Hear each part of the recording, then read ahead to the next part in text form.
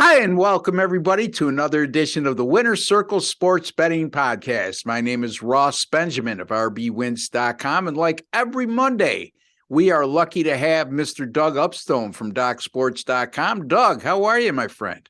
I'm doing well, Ross. And hey, you know what?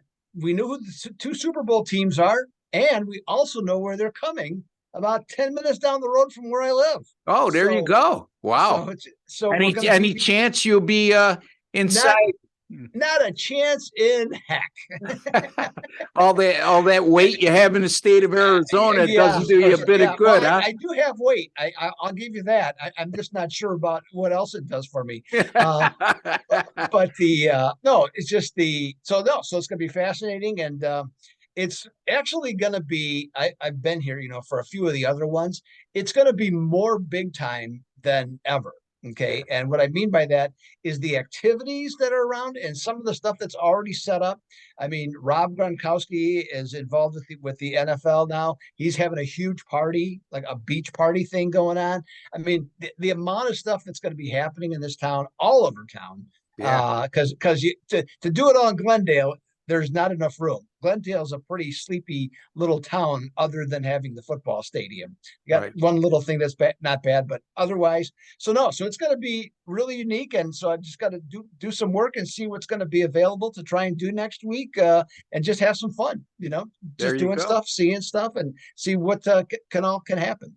Yeah, and you're going to be hosting those Grand Wizards, the Philadelphia Eagles fans, who are never in a good mood, it seems like. So I Well, hope for they, teams they winning, they're yeah, happy. maybe now because they'll have an enjoyable experience based on the season they had. So, but any event, Philadelphia and Kansas City will be the Super Bowl participants, unless you're living under a rock. You should all know that. We're talking college basketball today. We're going to have two games for you on Tuesday, the 31st, which is tomorrow. Doug will be looking at the Kansas State and Kansas game, and I'll be looking at the West Virginia and TCU game. Two tremendous matchups in the best conference in America right now, the Big 12 Conference. Before we get to that, just some observations that we saw over the weekend. More in line with the NFL than anything else. I mean, two games yesterday. We were talking off air. I went 1-1 yesterday. I had the under in the Kansas City game last night, but I had the over in the San Francisco game, and 21-7 at the half. And like we were discussing off air, just embarrassing for the NFL when you lose your starting quarterback in the first half, meaning San Francisco and Brock Purdy. You bring in Josh Johnson, who's there's not many teams he hasn't played for in the NFL. The title of vagabond is overstated when it associates with him. At least he was able to throw the ball, Mhm. and he's been he's an NFL veteran, and then he gets hurt, gets knocked out of the game with a concussion. They bring Purdy back in, and basically they brought him in just to hand the ball off because he couldn't throw anything else beside a screen pass. And it was just what looked to be a tremendous matchup. And I'm not crying spilled milk because the game stayed under, because, yeah, I am a little bit, okay, because, it's kind of hard for a game to go over the total when one team doesn't have a healthy quarterback that can throw the ball more than 3 yards without being in agonizing pain. But certainly what didn't, I would have liked to see something different. I mean, they have to entertain the thought of having an emergency quarterback in that situation, meaning the NFL, and allowing that to occur. Because in the conference championship game, Doug, for that to happen, it's embarrassing. Yeah, but no doubt about it. And it's not like the owners aren't making enough money so that to actually have to suit one person up, whether it be just for the playoffs or have it for the regular season, to have a Yeah. third quarterback like they used to have. Okay, from that standpoint, I mean, if you want to be cheap, and and in this case, if you want to cheapen your product, okay, well then you should get what you get, from Yeah. that standpoint. But it was, yeah, it was a tough luck situation. I mean, it was just weirdest things for it to happen against San Francisco, in that game. But the other thing, of course, that stands out. I like you went 1-1. I did have Philadelphia, but then I also had Cincinnati on that one. And believe me, I'm not saying anything to do with Cincinnati. Cincinnati got a bunch of bad calls, but for the most part, okay, they overcame them. Okay, in the context of the game, and they didn't impact the outcome. I think that the last play in which Mahomes, I do think he was pushed out of bounds. Now, like I said, there's some things you can find on Twitter that show he was up in the air briefly and all that stuff. But I mean, he was pushed out of bounds. Okay, did he oversell it? Of course he did. Okay, but that's besides the point. That the guy made the mistake. That's the way it was. There was a missed holding call, but I mean, the officials, I mean, and I hate talking about officials, Ross. I've told you this, and I think I've said this on this program, but I mean, the officiating was so bad Sunday. Okay. I mean, it wasn't that. It was what, maybe 3 years ago. You watch it, and you watch the playoffs in the NFL, and you never even thought of the officials. Okay. No. I mean, it wasn't even, you had no idea who they were. There was fewer penalties in the game. The games had flow to them. They had continuity. And now, I mean, these guys are front and center, and I would think that's not what the NFL wants. People are paying to watch the players, not the officials.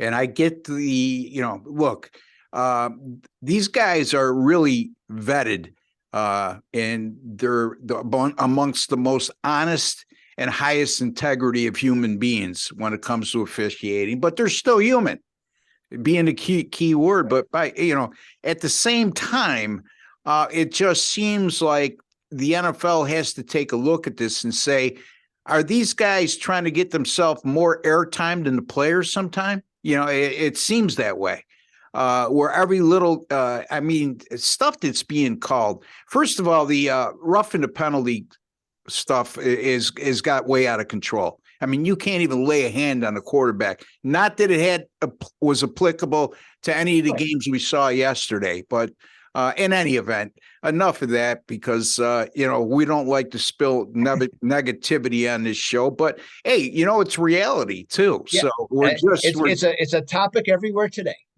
What we're talking about is probably the number one topic among sports fans today is what with the officiating, and that's what it was last night. If you went on Twitter, I mean, that's all there was on Twitter last night. So it's not like people aren't talking about it, And so and talk show radio, oh, you already know that all day, across the country. So hey, we're just talking about what's out there. Is it negative? Somewhat, sure it is. Yeah. But it's negative only because that's how it was presented. Yeah. And it's even more apparent, when it impacts the game or impacts one of your bets, like my over, like your Cincinnati play, that last call, that roughing the quarterback call, but they're going to call that 99 out of 100 times. Oh yeah, I mean it was his decision to do what he did.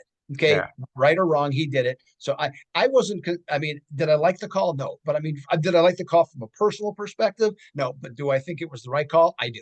Okay. Yeah, I just hate to see a game end like that. Absolutely, no. You see a good football game, right? It's a tie game. It's looking like it's headed to overtime. There's a Super Bowl spot on the line. And Kansas City would have had to probably try either a long field goal close to 60 yards or would have had to throw a Hail Mary, and it's just a heartbreaking way. And, the poor kid, his name escapes me at this time, but I don't know if I'm going to say it's OSSAI. He had a heck of a game. He had a very good game. Yeah, he had and like I said off air, Doug, I think he just didn't realize where he was on the field. I want to give him that benefit of the doubt, because at the most crucialest of times in the game, with what was on the line, if indeed he was careless in that spot, he shouldn't have a roster spot, even as good a game as he had. Because that would have been selfish. I can't believe that was the case, though.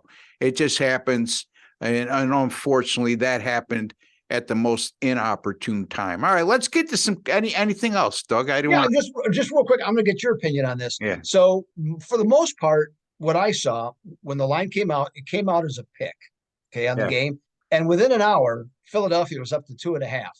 And the other thing that was interesting, so Circa in Las Vegas, their original opening line was actually Kansas City -2 Yeah. on their original line. So what was your thinking as to what made that line jump so quickly? I know that as soon as I saw that, I jumped all over Philadelphia. I mean, I'm giving my Super Bowl pick away. It doesn't matter because it's the most overrated pick to sell when it comes to us as handicappers. Everybody's vying for one game, and most people already have an opinion and don't want to pay for yours.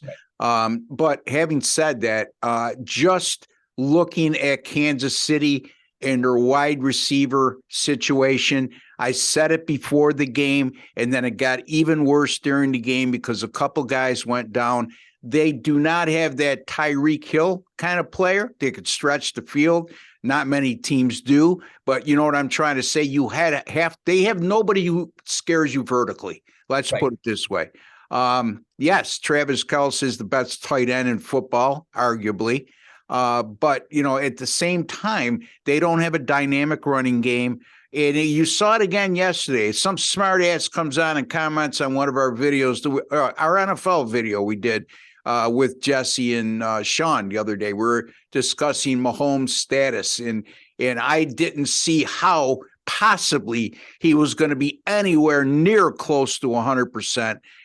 With a high ankle sprain. And we talked about that last week. We both played basketball back in the day. You know, Doug, there's a huge difference between twisting your lower half of your ankle and having a high ankle sprain in terms of recovery. Now, I know that guys recover a lot quicker now, and they have all kinds of treatments, especially at the NFL level, that doesn't compare to when we were kids. But by the same token, I didn't think, you know, a high ankle sprain in a best case scenario, you're looking 2 to 3 weeks. They usually hold the guy out for, and that's minimum. And sometimes it's more. Sometimes they'll put them on the injured reserve where they have to be out for at least 4 weeks. I didn't see how possible he can come in and be as effective. He had a good game. Like I said on the video, I wasn't worried about Mahomes' ability to throw the ball. Because if anybody can get away with back foot throws and off-balance throws, it's him because he has a strong enough arm.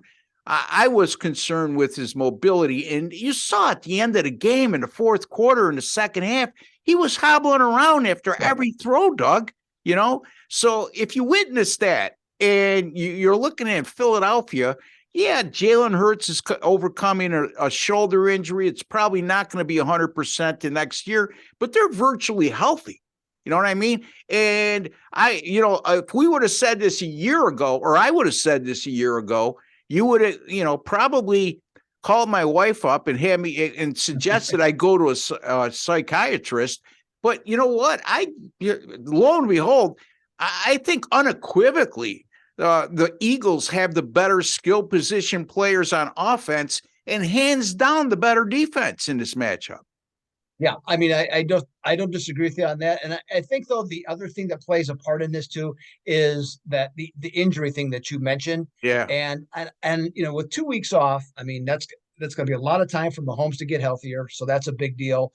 And then some of these other players presumably will come back. So I wouldn't be surprised if that line comes back. Well, it already has. It's, I'm seeing a lot of twos already. I wouldn't be surprised at all if it comes, to 1.5 or 1, from that standpoint, because as these guys come back and they're deemed healthy and whatever, there'll be some people, especially looking at an underdog, in that situation. So we'll see. I mean, to all your points, I don't disagree with anything, that you just said. And the one thing that I saw that was very interesting, I wrote about it today. The last 4 teams I think it's the only 4 teams in NFL history to win 2 games in the playoffs by 21 or more points have gone on to win Super Bowls. Yeah. Okay. So there you go. So and better yet, if you do the research even further, teams that covered their last 2 games heading into the Super Bowl by 10 points or more. Yeah, that's another one. Which the Eagles did. Again, when you're getting into Super Bowl angles, folks, just realize I'm not going to be able to give you this 63-32 scenario because there's just not a big sample size. So When you start getting 10-1s and 10-2 against the spread and Super Bowl angles, those are ample enough Yes. sample sizes when it comes to the Super Bowl. So again, we'll be discussing that more later in the week and next week too, Doug. So Yep. Let's get on to our college basketball. Let's start with you, the Kansas State and Kansas game. This is an intriguing matchup.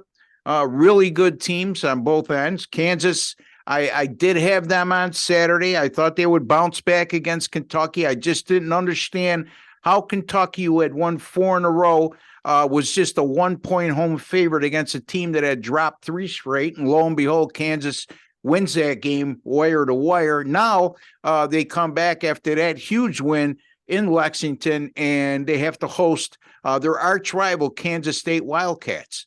Right now, what am I looking at here? I don't know if you have that line in front of you, but I got... Yeah, it's Kansas -7. Okay. Go ahead. So that's take it away. Now, the only problem here, Ross, with this game is, even though we got a terrific top 10 matchup in this one, the ESPN is playing their games again, and so it's only going to be on ESPN Plus or the Big 12 network if you happen to live in that area of the country. So, they're just trying to drive memberships up again, but, that's business in today's world. Yep. So that aside, okay, we got the Wildcats and the Jayhawks off terrific wins. Ross talked about Kansas's upset, okay, from that standpoint, as the Big 12 dominated the SEC, winning 7 of the 10 games in this one. Kansas State was very impressive in their victory as well. In this one, Kansas State on the road, 6-2 so far in the conference, tied for first place with Iowa State and Texas, and they've covered 7 of 8 of those conference games. So that's very impressive. Now, their offense is very consistent. They average 77.1 points per game on the road, as a team. And on the road, it gets even better, Ross, up to 78.9%. Which is odd. That goes a long way in determining why they're 7-3 straight up and 7-2-1 away from the Little Apple, okay, this season. However, there is one problem here. They're going to Allen Fieldhouse, okay? That's a house of horrors for Kansas State. Even though this is a completely different team with none of the baggage of previous teams, the fact of the matter remains, Kansas State is 1-24 straight up in their last 25 visits, and they've only covered 9 of those. Now, Kansas, like I said, was the underdog, and they were in danger of losing their 4th straight game, which, by the way, would have been the first time that's happened to Kansas since 1988-89 season. Didn't happen. And why didn't it happen? Well, to me, there was 2 very important keys to that game. And I think there'll be keys for this team the rest of the season. Their 3-point defense was better in this game than what it had been most recently. And there was a focus on team rebounding, not individual rebounding. What do I mean by that? Well, Kansas is not a big team. We've seen that. Okay. Don't have the big guy like they've had frequently, in past years. And they rely on speed and trying to get cheap points off turnovers. Well, during their stretch of going 1-4 straight up and 0-5 against the spread, they did not out-rebound one team in that stretch. Against Kansas, +5 turnover, +5 rebound margin. So with the line at 7, I think it's accurate. Kansas State has a lot to offer from a betting perspective, especially in this conference this year. But I'm thinking Bill Self is going to have his team laser focused, seeking redemption. Okay. Yep. I think they're going to end up making their free throws late and cover the 7. So I'm going rock, chalk, Jayhawk for this one, Ross. Every time I hear that, I think of Wilt Chamberlain, and people and the young guys out there are going, Wilt Chamberlain, where'd that come from? Well, you know what? He played at the University of Kansas, and that's where that rock, chalk, Jayhawk phrase all started right around the time that Wilt Chamberlain was there at Kansas. So anyway, now I showed my age. Let's move on to my game, West Virginia and TCU. That's 9:00, and ESPN is gracing us by showing that game on ESPNU. So you don't have to have ESPN Plus. But I agree with you, Doug. I see a matchup like Kansas State. I'm looking for ESPN, ESPN2, and here it is on ESPN Plus. Makes no sense to me, but money talks. In this day and age. TCU right now, a 3-point home favorite. The Horned Frogs are going to be looking to revenge a 74-65 loss at West Virginia, and there's things they need to clean up from that matchup. First of all, they allowed 13 offensive rebounds in that matchup, and that turned into 14 second chance points. They also turned the ball over 19 times, which turned into a direct result, I should say, of 24 West Virginia points off those turnovers. And the difference in the game, 74-65. And TCU, get this, Doug, shot 52% in that game and still lost the game by 9, and that's the reason why. So I can't believe that they won't be more prepared to deal with that Bob Huggins teams that notoriously and annually put a lot of defensive pressure on you, and they're very good at getting turnovers. They're number 6 in the country in that regard. But TCU, here's a team that started 13-1. They've gone 3-3 in their last 6, but they 11-1 in their last 12 at home. And I think in this revenge spot, this is a quality TCU team, and I don't see them being dominated on the glass and turning the ball over at the rate they did in the game in Morgantown. Of course, this will be at home, so that'll have a lot to do with it. And I think the TCU is just a better team in this matchup. And I think this is a nice spot, especially as just a 3-point home favorite. I'm going to go with TCU here, minus the 3 over West Virginia. Yeah, the other thing too, no question, Bob Huggins is a great coach. All the wins he's had. But the problem is this style of play as the season wears along, and especially when a team has faced them at least once, or in this case, how they do it regularly every year, they have to go on the road. That defense does not have the same juice on the road that it does at home. Okay. Yeah. And then the other team now knows better how to attack it with the players that they have. I agree with you, Ross. I think in this one, if TCU wins by 10 or more, I would not be surprised at all, to tell you the truth. Yeah, and the other thing is West Virginia's gone 1-4 in their last 5 true road games, and their only win in that sequence came at Texas Tech, and it's a Texas Tech team who's gone 0-4 straight up and against the spread in conference home games. So, and 0-8 in conference games overall. So, I don't know how much stock you want to put in that win, but having said that, goes back to the home and away stuff. So, Doug, we got about 5 minutes left here, and tell the folks again, they know where they could find you at stocksports.com, but what you may have coming up and what kind of streaks you're on lately. Yeah, well, had a couple of tough overtime losses in hockey on Saturday. That didn't sit well with yours truly from that perspective. But hey, you know what? Still 16-10, 61.5% most recently in hockey from that standpoint. So looking to continue with that. NBA, I've had a tough streak. First to admit it, but you know what? It's like anything. Yeah, I was coming off a hot streak, went cold for a bit. Now I just got to turn it around, this upcoming week. And by the way, hockey, not much is going to happen this week, by the way, because the way the schedule's set up, if anybody that's looked ahead, not much is going to go. Now, Saturday, had a real nice winner. Now I've got 2 in a row, 7-unit best bet, had Indiana in their blowout of Ohio State. So looking for bigger things coming up this upcoming week. And I think there's going to be lots of opportunity the way the way the schedules thing is set up, and along with our concentration of this, Ross. Okay, because now no football to think about unless you want to bet the flag football game, the Pro Bowl, on that one. But otherwise, I think we're set to go. So some good stuff. Now, how about yourself, Ross? Not bad, Doug. I'm coming off a 13-6 week. I'm not a high volume player, as you could see. 19 picks over the last 7 days. Went 13-6, like I said. College basketball, since getting off to a 1-3 start since that time, and exactly from November 17th on, 50-36 in college basketball, it's good for 58%. My NBA is 13-7 over my last 20, which is good for 67%. So a lot of good things happening. Also on an all sports run since December 26th of 56-39, which is good for 59%. You could find me at rbwins.com. That's rbwins.com. Folks, I guarantee all my plays. If you don't win, you don't make a profit, I will credit your account, your exact amount of your purchase price, and you can use that any time you wish for future purchases.